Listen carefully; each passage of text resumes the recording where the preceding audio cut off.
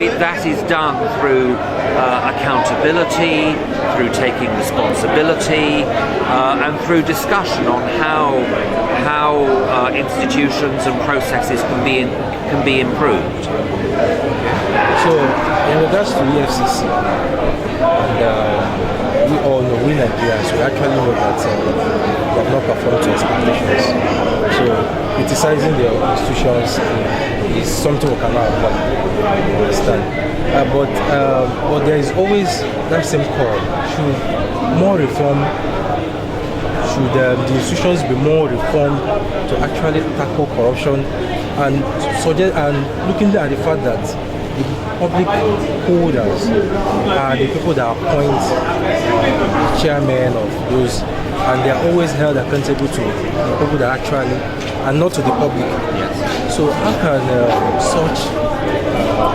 can they be made to actually respond to the people's yearning and the public officers that put them into that place?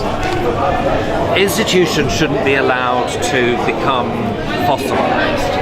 It's always healthy for institutions to be open to scrutiny, and for their officials and those responsible for them to be accountable, as I've said. As far as the EFCC is concerned, of course there are ways in which it and every other institution could be improved.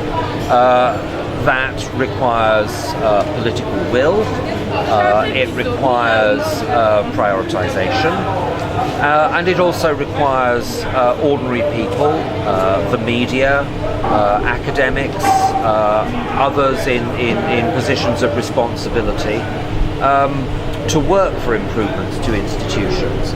So this is not something peculiar to the EFCC.